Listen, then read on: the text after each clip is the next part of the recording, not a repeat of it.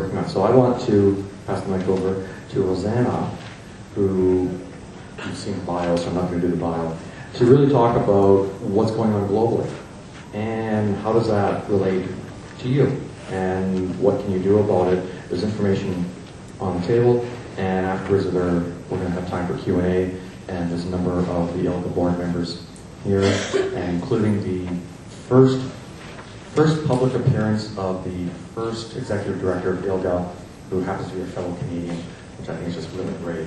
So Trevor's also come on here, which is great. We've got an awesome group of people here, and I'm going to pass it over to Rosanna.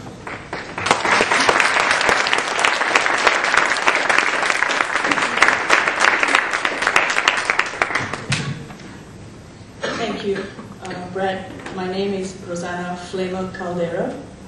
Brad, I hope you're taking notes. The Co-Secretary General of the International Lesbian and Gay Association. And wow, it's great to be here, especially with such young and fresh faces in front of me. I feel like going home and now crying because it's been a long time since I've been in your shoes. But I'm here actually to tell you a little bit about the International Lesbian and Gay Association. But before I go into that, let me just give you a brief history of my involvement with ILGA and how I got to this position. Several years ago, I founded a lesbian organization in Sri Lanka called the Women's Support Group.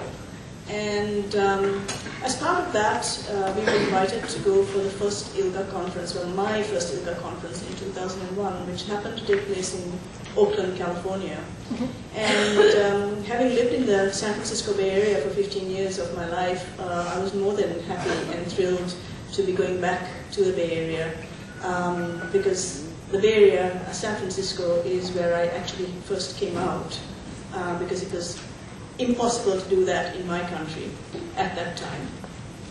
So I came and obviously got very involved with ILGA because I figured that the work that ILGA does is so significant and so important in the lives of all of us, especially in places like Sri Lanka, where I come from, where it's still a criminal offense. 21st century, it's still a criminal offense to be gay or lesbian, bisexual or transgender. And unfortunately, Sri Lanka is not the only country. We have still got over 80 different countries worldwide that criminalize homosexuality. And as Brad was saying earlier, places like Iran that actually execute young men and women like yourselves for just being gay.